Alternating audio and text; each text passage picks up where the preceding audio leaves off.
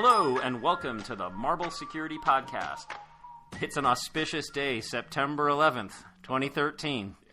I am here with Ryan Noonan, who is from Marble Security, a security analyst, engineer, and all-around expert on things covert. Ryan, how are you? I'm doing great. How are you, Dave? Thank you for having me on the show. Not so bad, and to all our listeners, welcome. Well, this has been an interesting week in security news. Allegations that the NSA, the National Security Agency, have cracked encryption on the internet and are able to spy on communications from web to email to transactions. What are your thoughts, Ryan? I think some of my thoughts are pretty convoluted at this point.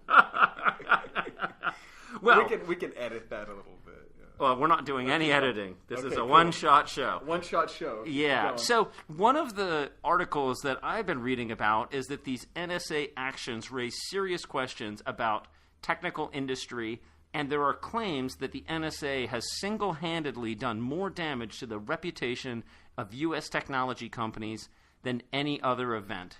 What are your thoughts? Well, I like to hearken back to one of the security experts I really respect, and what he quoted was that the companies don't have to put backdoors in their software. They have the choice to do so. Now, for the consumer, what that means is, who do you trust with your information? If you find out that a company is actually working hand in hand with the NSA, and you don't agree with them, and you think your information isn't private, you should probably take your business elsewhere. Well, what I note about backdoors in encryption technology is, first, I've never been asked by the NSA to do a backdoor. I mean, they've certainly come sniffing around various companies and wanting to learn more about how encryption technology works, but I've never been asked to put one in. I've never been demanded to put one in. I don't even know how they could legally enforce you to put one in. And frankly, how is this different from companies that are putting advertising tracking into their apps and into their websites? They're doing that voluntarily, and that's tracking your information. It is, but first off, going back to you've never been asked, and you ran IronKey, which is the world's most secure USB drive to date, has never been hacked. In fact, the government uses it internally. The fact they didn't ask you for that information really shows that if they're not knocking down people's doors to get that information, so I know. Okay. As far as advertising tracking, to me it comes back to that reasonable expectation of privacy. Users know they don't get anything for free anymore. You download an app from the App Store or Google Play. If it's free, you're going to have advertising in it. How does that work? Well, they do targeted advertising. That's where they make their money. People are getting used to the idea that they're selling their personal information voluntarily for a service. So if you're getting advertising, you're selling your eyeball time. The government watching this traffic also, you have to expect that it's either paid for by private industry or the government can get access to it already. Well, let's take a quick look at privacy. So I read a quote from the ACLU, which I have a lot of respect for that organization, but they said that the NSA has been using crypto technology against us and has broken email and web searching and websites and chat and the phone and made it vulnerable to cyber attackers. And I've got two thoughts on it. My first one is 99% of that traffic is unencrypted anyway. Most emails unencrypted. All your web searching's unencrypted. It's just like sending documents effectively as postcards through the mail, or visiting a website is like sending a catalog through the U.S. mail. It's open to anyone who cares to look. So I feel like they're a little misguided in their thoughts that somehow this has exposed a lot of data that wasn't available publicly anyway to anyone who's got an internet access point and can sniff the data. So what do you think about that? Oh, I totally agree with you. Anyone can watch the traffic passing along their local network. If I were to go to Starbucks and I was to do web searching there, anybody within that Starbucks on that same Wi-Fi connection could watch any of my traffic. there's not much difference between the government seeing all that clear text data and any nefarious actor working over at Starbucks. That information is free and clear. If someone wanted to do a little bit of work and anonymize their connection or encrypt it, they could. The fact that they're not means that they're not caring about their own privacy. They are giving that information away. The NSA isn't doing any sort of crazy hacking or decryption to get this publicly available, like unencrypted data as it's passing over the wire or the air. My second point on this that caused me a little concern, Ryan, was that the ACLU in some of their statements was saying that somehow the NSA being able to decrypt data, and let's say allegedly, because we don't have hard proof, we have documents that Mr. Edward Snowden Esquire has leaked out into the public, but those indicate classifications of data and how it's obtained. They don't indicate exactly what's been compromised or how it's been compromised. But some of these statements have said that somehow this NSA tracking is exposing Americans to more risk of cyber crime. So the second point is the specific quote from the American Civil Liberties Union, which basically says that the NSA's efforts to defeat encryption are recklessly short-sighted and are making the internet a less secure for all. They're also talking about the fact that the NSA is able to decrypt communications somehow exposes American citizens to more risk of cybercrime. And my thought on that is, well, the NSA has not exactly published open source tools that allow cyber attackers to read encrypted communications. What are your thoughts? Well, my thoughts are the fact that the security control has been thwarted by someone shows that, yes, it is defeatable. We're not living in a world where everything lasts forever. I see this as a call to action and basically an ask for commerce to come up with a better solution. You know, I was reading an article and Mr. Hall was quoted as saying that this is going to point foreign officials and governments to change their encryption scheme. That's absolutely correct, and I think anyone who's really concerned about the NSA reading their email or breaking their encryption to move to a different encryption method which hasn't been thwarted yet. Speaking of encryption, there have been allegations that the NSA has somehow got back doors into encryption systems on the internet. One of the things that has been discussed recently on cryptography mailing lists, on Bruce Schneier's Cryptogram and other sites, are the fact that many of these encryption algorithms have an initialization vector, if you will, a matrix of numbers that allegedly ensures maximal randomness for these encryption algorithms. And the speculation is that the NSA and their many thousands of mathematical geniuses who work there, in fact, there are tens of thousands of math geniuses who work at the NSA, they have come up with some form of mathematics that allowed them to create those matrices, not only to ensure randomness for people trying to sniff it, but also to ensure that they have an ability to somehow recover encryption keys, backwards engineer, and break recorded communications. Do you have any thoughts on whether that's a true backdoor, or what are your thoughts on it? Well, my thoughts is that those mathematicians deserve a Fields Medal if, in fact, they did break it. That is excellent work. That is what we pay for.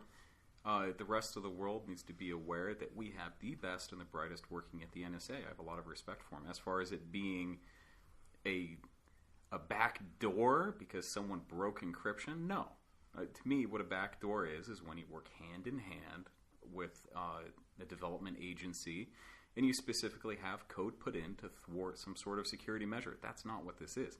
This is a hack. This is exposing a vulnerability within a system, and they are using that vulnerability. Like I mentioned earlier, you know, this is a call to action. If there is an encryption scheme that has been broken, it's proven to be insecure.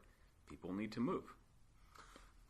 Let's talk about backdoors for a minute. And you've been looking at something that has been codenamed Bull Run, which was some sort of covert influence program by the NSA that was funded to the tune of $250 million a year plus. What are your thoughts on this Bull Run program?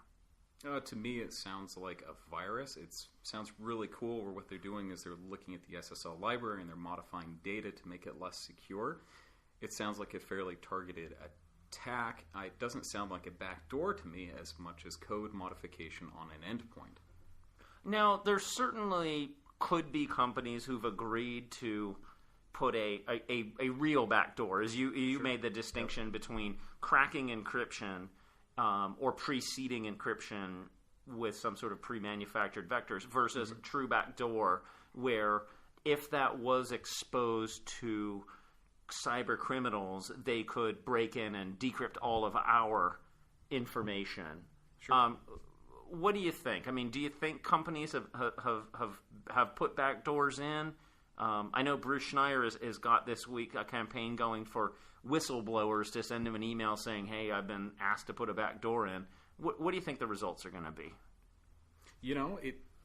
I will be really surprised if we do, in fact, find out that many companies have been tapped to add in backdoors. In my experience in the security industry, I work with many people of very high integrity who respect the privacy of their customers. And part of being in security is knowing and respecting the rights of privacy of the individual users. I think it's going to be a toss-up. I hope that there's going to be little noise on there, but it's yet to be seen.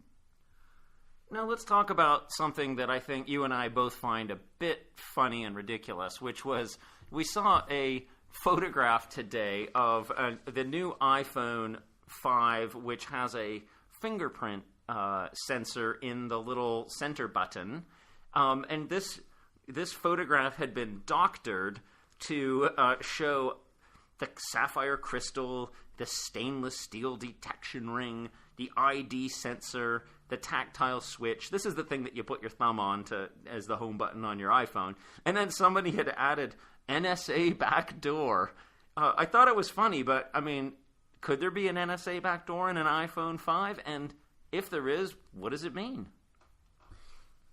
I don't know. I don't have an iPhone 5 yet that I've gone through every little bit of code. I think the picture that I saw was really ridiculous and funny.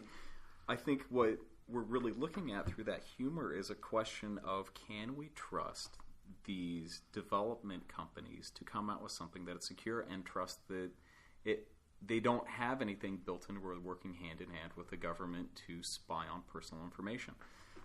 That's the deeper meaning to me. As far as I know, Apple has never worked with the government on adding backdoors to their systems. However, we all know there's bugs in software.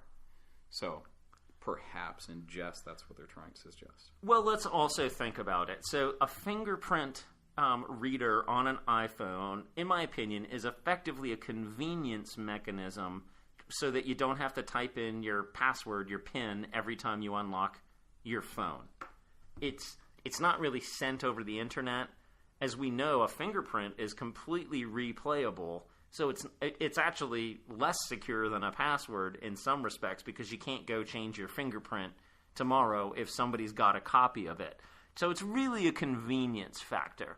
Now, you had some insight about your fingerprints are actually already stored somewhere anyway, aren't they? Yeah, they are.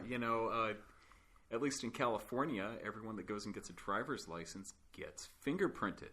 So if the government ever wanted a copy of your fingerprint, they could just call up the DMV and access that database. Everyone that's had a driver's license for, 35 years or so was already on file. And then, they could just make a copy of your fingerprint using, even gelatin, and then use that to unlock your iPhone 5. That's probably a whole lot This is easier. the famous rubber finger, the Jell-O finger. The famous rubber finger as opposed to cutting off a finger. So it seems to me that an NSA backdoor into the iPhone's, the new iPhone's fingerprint reader sounds like a complete waste of time. And it sounds really expensive, too. Expensive and a waste of time. It would be a whole lot easier to just grab the rubber finger and put it on the pad if they really want it into your device. Wouldn't it be a lot easier for them just to get your PIN, the code that you type in, or Or I'm guessing there's hundreds of millions of people who don't even set a password on their iPhone.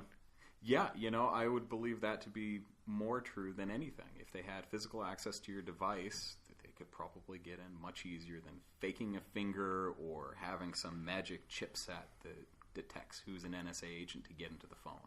Now, before we wrap up this podcast, Ryan, I'd like to talk a little bit about some speculation that perhaps one of the ways that the NSA is snooping on technology is that they've made a bargain with the certificate authorities who issue the certificates for websites that do SSL communications. These are the sites that allow us to enter a credit card on the internet, supposedly securely, and that perhaps they have those root keys. They have the keys to those certificates and then are somehow able to use that to decrypt traffic. Do you think those deals have been done? Do you think they've got those root keys?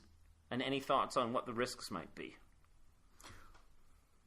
Well, a real-world scenario where something similar to that happened was in Iran. If you remember, there was a couple of CAs, those roots. There were some bad CAs that Iran was able to capture the keys, and they were able to decrypt communication that were sent from within Iran. It's a very serious security concern if it's true, simply because... Just to interrupt you, was this the one where they were able to fake out being Gmail, for example, and sort of man in the middle it because they were able to issue... That's absolutely it. So there was it's basically a bad certificate provider. They were able to get into there, get the certificate out, and all the users, they were able to man in the middle, do the SSL decryption in real time, track the data, and essentially keep track of their citizens. Now, I don't think the NSA is doing it here. I don't think there was any backroom deal. I'm not privy to the information to know if that's true or not. However, I wouldn't be surprised if they did figure out some other way to get information. But when it comes down to it, why do they need to go down that entire route? What they're really looking for is that publicly available information. They can already see who you're talking to, where the mail is going back and forth, what you're searching for, and they can develop all the information they need off of that. Right. So there's a couple of other thoughts I have. I guess one is if they did have the root keys to a certificate authority, say a VeriSign or a GoDaddy or those type of companies that issue you an SSL cert to your website, then they really do have to do man in the middle. They actually have to set up a website somewhere in between on the internet between you and that e-commerce site or that banking site, for example, and pretend to be that site, read all your traffic in real time, and forward it. That seems unlikely. Now, owning a root certificate does not allow you to, for example, track all the traffic stored on a hard drive in an AT&T data center and come back next week, pull that data down, and decrypt it, because those keys, while issued from that root, are generated privately on that web server. It seems to me that isn't it a lot easier to just hack into the web server and copy the private key that's stored in the Apache web server? Yes, it sounds like that would be a lot easier to do, much more cost efficient. The fact of the matter is, a lot of people, they don't keep their patches up to date. If you're talking about many sites, the economy of scale there, as far as getting attacks successfully done, and with that amount of traffic, that would be much more successful. It seems like the easy way to do these things is to just do what the cyber criminals do today, which is hack into the websites of interest and, for example, steal their private key. I mean, it's just a file on a server someplace. You just copy it out of the Apache config or what have you, and now I can decrypt everyone's traffic. Yeah, it sounds to me like that would be the easiest thing to do. But then if we're also talking about access, why even steal the key? Just steal the logs. There you go. Now, there's been talk about them building possibly a quantum computer for $5 billion with 10,000 engineers. Do you think they've done that? Why would they waste? Why would they spend so much money on a system like that when they can go the easy route, take the information that's not encrypted, and when they do need to get the encrypted information, just go get it from their server? You mentioned the fact of just hacking the server. That sounds to me like that's a whole lot easier. So perhaps most of the phishing emails that we see are actually sent from the NSA to get our passwords. What do you think? It's not really Nigerian princes sending all that stuff. Well, someone has to be sending all this email, right? And if they have your password, well, they can log in. So maybe they built a $5 billion quantum computer not to crack encryption, but to send spam emails and phishing emails to get all of our passwords. What do you think? Seems like a better use of money to me. Perhaps. For me, I would think that they would probably set up like a giant Turing machine so they could pretend to be human beings. So Alibaba, I shouldn't say that. A Queen Mdufu that's sending these emails, it sounds that much more legitimate. Now, there have been some conversations on the Tor mailing list, especially on the developer mailing list, about can the NSA now break into the Tor anonymization network. I've got some thoughts. Have you looked at this at all, Ryan? Not that specifically, but one thing that does come to mind is how the FBI put a cookie in Firefox to try to track people that were using Silk Road. Let's just explain to our listeners what Silk Road is. Silk Road is essentially a black market website which is run and only accessible from Tor nodes. So you can think of it as an internet that runs encrypted on the internet. So it's not accessible from your regular Safari or IE or Firefox unless you're passing your traffic through Tor. Now, this is not an advertisement to go out and get all of your nefarious goods from Silk Road. The Silk Road, then, it's basically the eBay of, narcotics and guns and a bunch of good things. Stuff, and if you pay in Bitcoin, so it's anonymous. And that was the big stumbling block for the FBI, where Tor is pretty good at keeping people anonymous. So you have to watch the entire path to be able to see where someone's going to and where they're coming from. So what they did is they decided, well, let's not crack encryption. Let's not try to break down the Tor network. Let's just do something easy, something cost-effective. So they set up a cookie. If you go to this website and you have Tor, it puts a cookie on your browser. So then from there, they can track everyone who's using Silk Road, using something as innocuous as that little 5-kilobyte cookie. So people should be using Tor button or other technologies to not have cookies on. But this is a good example of why break 3-level onion routing and encryption when you can just simply hack the website and put a cookie on it and then track everybody that way. Exactly. It's like Occam's razor. What's the goal? There's many ways to get there. They can build a quantum computer to decrypt real-time Tor traffic, or they can use a more intelligent and cheaper approach. Now, just the last thing on Tor, what I have noticed on the mailing list is, Tor's been evolving their encryption, as you were recommending. Let's move to new encryption schemes that we don't think have been broken. And they've got extensive use of elliptic curve cryptography. They're not using public CAs to issue certificates. However, I will say this. If I want to spy on Tor traffic and I've got $5 billion, then I'm going to set up a whole bunch of Tor nodes, and then I can spy on everyone's traffic. It's the easy way. That is the easy way. When people are connecting to all these random Tor nodes, it comes back to the integrity of the network you're connecting to.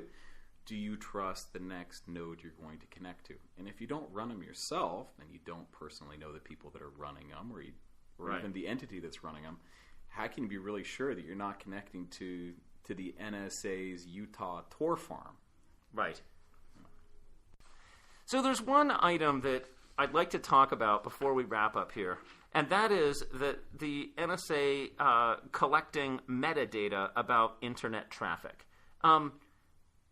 as distinguished from actually the content of communication. Can you think of some of the what metadata they're collecting? What does that mean for our listeners?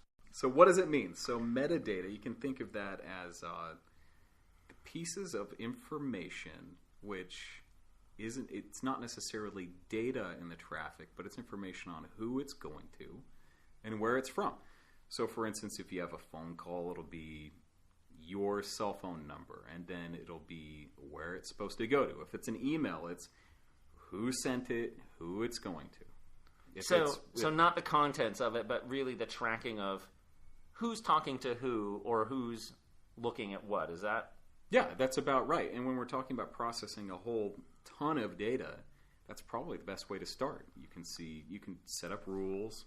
on a very large basis, and you can sift through it to find the ideal target. So to me, it comes as no surprise to see that while the NSA's job is in general to build what we call SIGINT, signals, information, or intelligence, reading communications of non-American citizens who may be communicating with Americans or maybe outside of the country, that in fact to be able to pinpoint those people, they're going to have to monitor broad swaths of phone calls and emails and chats, this metadata, to know who's talking to whom, and then to focus their efforts down on those, let's say, 16,000 people around the world that are trying to do harm to the country and to the citizens. But they are going to have to monitor millions and hundreds of millions of calls to be able to narrow that down. Is that right? No, it sounds like it to me. To me, this brings up an information privacy. What's private? There's levels of gray within that. Where is privacy who you're talking to, or is it the contents of that conversation? To make a telephone call, you have to put in the telephone number you're calling, and then AT&T or your call provider, they have that information stored somewhere. They have access to it. Are they listening in on your call? Maybe not. And I think many people, they have an expectation of privacy which relies around the content of the conversation, not the recipient of the conversation. So to me, they're going to have to collect a bunch of data, but I don't think that those rules of privacy necessarily apply to this metadata information. Well, and with that, I think we've exhausted our time on this podcast. Thank you so much, Ryan, for your insights today on this interesting NSA code-breaking, spying issue. I'm sure it's not the last we are going to hear of it. We can save some of those privacy arguments for the next episode. Oh, but Ryan, you're indicating you have one more thing to add. One more thing. So the other week I downloaded the NSA game from the App Store. Oh, they're in the game business They're now, in the game business now, yeah. So do they take bitcoins to pay for your... No, it's free. Oh, it's free. And there's no advertising at all. So you download it, and there's like 3 different levels. Well, have you infected your own phone then? Your own phone. It has a little rootkit inside of it. Lovely. Who knows? But it's a great game. It's all about code breaking. So it's a sort of like Hangman, where you have this phrase, and there's these letters, and you have to crack the code. So anybody that wants to get into amateur code breaking, I suggest pick it up. It's a fun game. I really hope my tax dollars weren't used to build it, but if they were, good job, guys. Well, maybe that's what Project Bull Run really is to get everybody like you to download their, quote, game and infect your phone. Or it's crowdsourcing code breaking. Who knows? Oh, yeah. They don't actually have a $5 trillion Exactly. quantum computer. They just have a whole bunch of goofballs who downloaded their game, and they're cracking code for them. How many iPhones are out there? If they got everyone to crack a bit of the code... They'd have access to every porn site on the internet. Exactly. What more could they want? All right. Well, with that, then, thanks so much for being part of the Marble Security Podcast. And to all our listeners, we will talk to you next time. Great. Thank you. Keep safe on the net.